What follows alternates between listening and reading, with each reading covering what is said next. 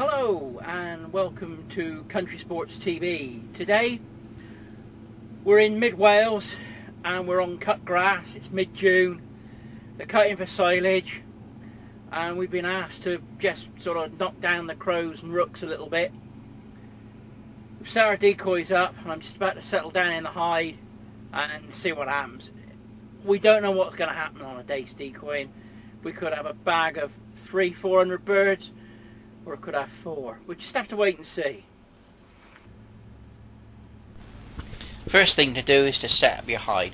Make it big enough so you're comfortable, and if you've got a dog that you've got room for it. Set your decoys up 5 or 6 paces apart, nice white pattern. Occasionally we put 2 together because at this time of the year they're still feeding young on the field. Wayne shot the first bird and I forgot to put the camcorder on. Forgot to press the button, sorry Wayne. Wayne took it out and put it onto the floater. This will give you a little bit more movement in your decoy pattern and hopefully bring more birds in.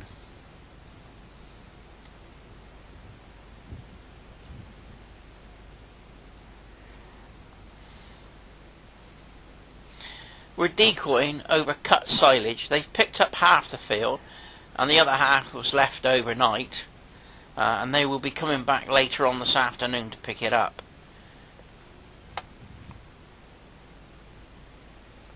There you are, just to prove that the floater was working, but they were landing on the outside of the pattern.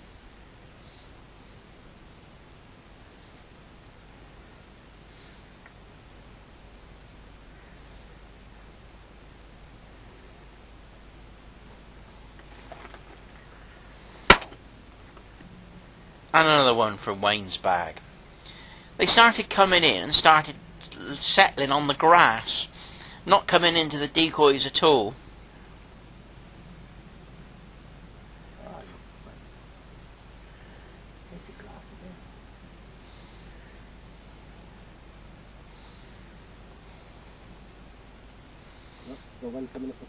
They were even landing on the gate and taking water from the trough. And as we were deciding what to do, a red kite came over. Absolutely magnificent sight to see while you're decoying. And these often come over when I'm pigeon shooting. And it'll sometimes come down and take a dead bird and take it off to a corner of the field and tuck in and have a meal. Wonderful sight.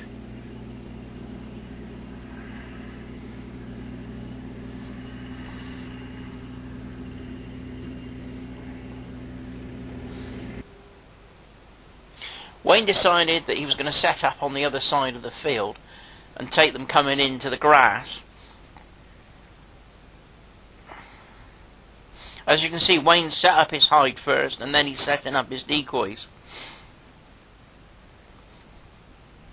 All in all, it took him about 10-12 minutes to relocate, which didn't waste too much time and didn't have too many people walking around on the field.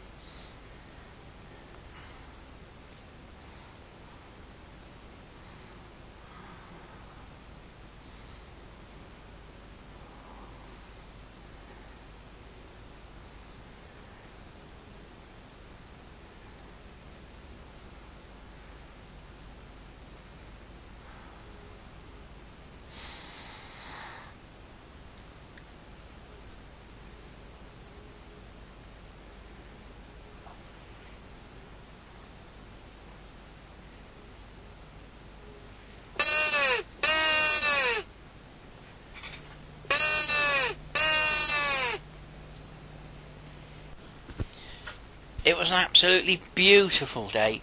Blue skies, very small white fluffy clouds.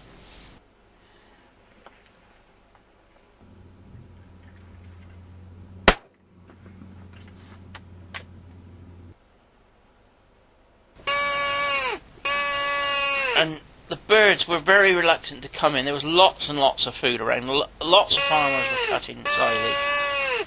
But using the crow call, it did work. And I was able to shoot a few birds.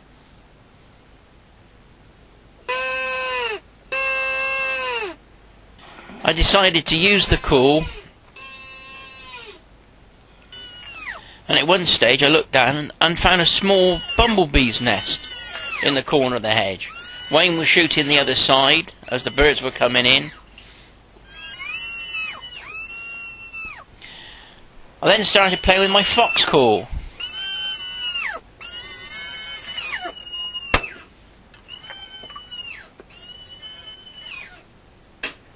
And that brought in jackdaws. I wouldn't have believed that. Using a fox call and bringing in jackdaws.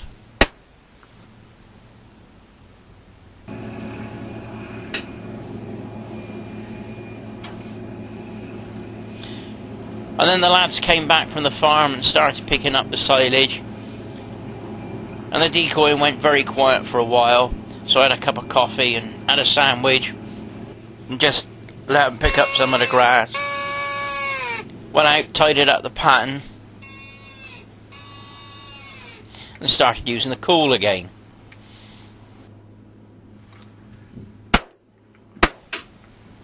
Yeah, I did try and film from outside the hide on self-op, but I couldn't get the bird falling down. I set up the camera wrong. And calling again, hopefully to get some more birds to come in.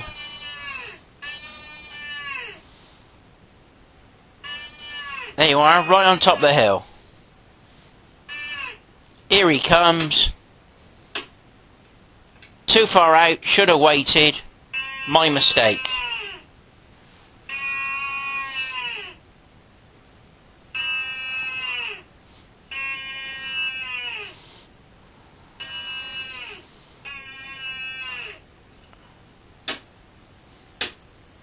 And that's the way to do it. That was a black powder cartridge. See all the smoke come out? God, I made those years ago.